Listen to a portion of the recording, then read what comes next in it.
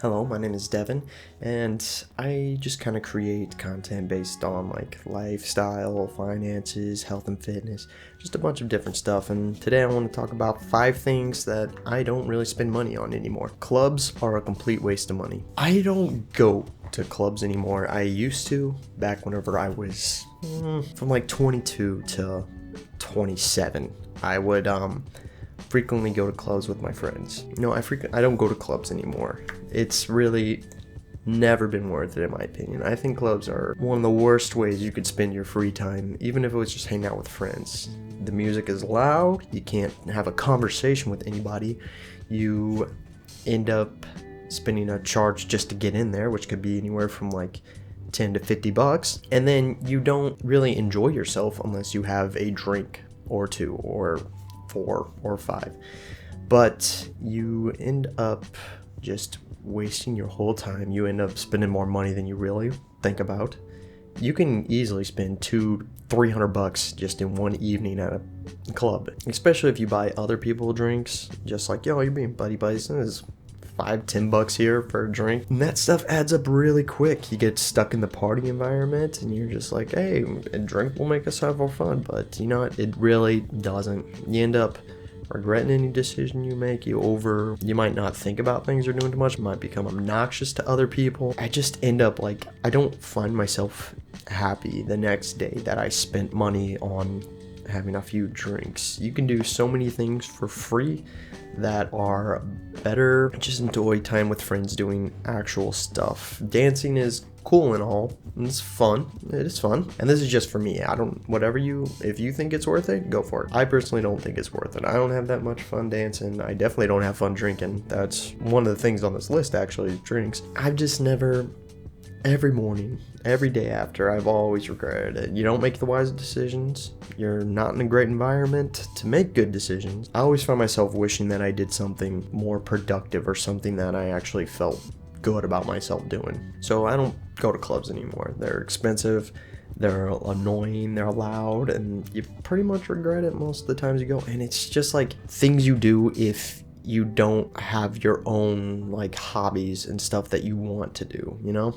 It's just like, oh, what are we gonna do today? Yeah, there's nothing to do. Let's go to the club, you know? Let's go to the club. Let's go party and dance.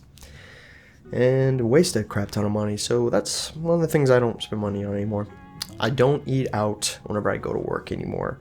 I work construction, so, you know, I get up early. It's hard to pack my lunch. It's hard to plan out my meals for the week. But I have saved so much money by packing basic lunches that are super easy to throw into a lunchbox and just take with me. I mean, think about it. If you go out to eat every day for work, let's just say you spend 10 bucks. I mean, for a meal at McDonald's, it's hard to get a meal for less than 10 bucks that actually fills you up. So let's just say if you spend 10 bucks a day, work a 5-day week, it's 50 bucks a week. Multiply that by a month, 200 bucks a month, and then you multiply that by a year, you're spending 2,400 bucks a year just on eating out. And that's just for your lunches at work. That doesn't count if you eat out for dinner or anything like that. Let's just say, you know, I make basic lunches. Let me add it up here. I like peanut butter and jelly, super easy. I like cups of Greek yogurt. I like a piece of fruit I eat. I usually have like a snack granola bar in there. So let's just say a loaf of bread it's $3 for a loaf of bread. $3 generally for a jar of peanut butter, and another $3 for the jelly. And that will last me the whole week, just like in sandwiches. And that's eating like 2 sandwiches a day. A cup of yogurt, it's what, $1? The granola bars that I like to eat, it's like $3 for a pack of 8, so another $3. And then bananas, it's like 50 cents for 5 bananas. That's for a whole week for me. 4 days for the cup of yogurt. That's 17 bucks a week. 17 bucks a week total, and that's just for my lunches. Multiply that by 4 weeks, equals 70 bucks. Multiply that by 12 months, you're only spending 840 bucks. That is 1,500 bucks a year that you are saving just from not eating out. And you can mix it up too. I don't have a microwave or anything, but if you do, you can plan for that. But I do a lot of like peanut butter and jelly sandwiches, normal sandwiches. Sometimes I don't do sandwiches at all. I'll have like a cup of sardines. I actually enjoy sardines, and they, drizzle a little hot sauce on them. They're good. But you can just pack like light snacks for work, and that will get you through the day. You don't want to be having a full stomach at work anyways, because then you'll be slowed down. You won't be as productive, and you don't really want a full heavy meal in you while you're at work. I don't really spend money eating out. I might treat myself like once a week to eat something. It's if I'm on a rush, or it kind of does get bland eating the same thing every day, so you got to mix it up the best you can. Drinking when I go out. So if I'm with a bunch of friends, we're going to restaurants. We usually go out and, we won't go to clubs, but if we go to the park or something, we usually like to end the day out with going to a restaurant. And I kind of budget in for that. I'll spend, for me and my wife, it's probably around 30 or 40 bucks if we go out to eat with them. And if I add drinks onto that, it's like an extra $4 or $5 a drink. And that's just for sodas or teas. If you add a mixed drink onto it, you can pay almost $10 for a stinking drink outside. And that can really add up over time, especially if you're going out multiple times on the weekend. I mean, you could spend $50 or $60 a weekend just on your drinks with your meal. That's not even including your meal. So that over time will definitely catch up to you. And it's just the most marked up thing that you can get at a restaurant is a drink. And don't get me wrong, if there's a special occasion, I'm going out to my parents' anniversary dinner this weekend, and I'll probably have a beer, but I can get a $4 beer and enjoy it with my meal. And like my other video, don't take things too seriously. These are just general ideas that you want to keep in the back of your head as you go through. And this is just stuff that I choose not to spend money anymore. And water's free, Water is good for you anyways. You need it anyways, so might as well drink it. The fourth thing, brand gym clothes. Brand name gym clothes are expensive. You can spend $15, $20, $30, $40 just for a t-shirt, a sleeveless t-shirt. And yes, I can't deny that they are good quality, and I did enjoy them when I had them. But I found that just cheap clothing, I'm more apt to wear, and I won't care if I work out hard, I destroy them, I get dirty in them. I buy my gym shirts, just black t-shirts. You don't need a bunch of tank tops or strainers. I mean, you can if you want to budget for that, that's cool. Definitely do it. This is all preference. This is stuff that I don't want to spend money on anymore. I just buy black t-shirts from Walmart. You can get a pack of the Comfy Fit Hanes t-shirt, and they're slim fitting. They fit around your arms real nice, and they're fit around your chest nice, and they're baggy, they hang off you good. And that's $14 for 3 of them. And I've had the same pack for 2 years now. I'm wearing those to the gym for 2 years, and I've only spent $15 on them. You can't beat that. And joggers, joggers can be $50 a pair. And I beat myself up thinking about spending $50 on joggers. How many times I've done that? I mean, I'll go on Gymshark or whenever they're having a sale, and I'll be oh, cool. Well, I mean, I can get that pair for $30 instead of $50. And in my brain, I'm oh, that's a deal. I can't pass up on that. That's where I was making the mistake. Whenever I could get, say if I go to Goodwill and get a pair of joggers for $5, you can even go to places Plato's Closet or Uptown Cheapskate. We have one of those, and people will go and sell their clothes to there so that they can get money back for what they're doing instead of just donating it. And a lot of times they'll have Lululemon, they'll have Gymshark, they'll have Young LA. They'll have brand name gym clothes that you can just pick up for a quarter of the price, if even that. I've just saved a bunch of money not being into brand new gym clothes. A lot of times I'll just go to Walmart or go to Goodwill and just pick up cheap stuff, You don't have to look crazy great in the gym. You're in the gym. You're there to work out. No one's looking at you. They're all worried about what they're doing. It's not that big of a deal, personally, and I just, I don't see the need to buy anymore. And I don't even love the clothes all the time.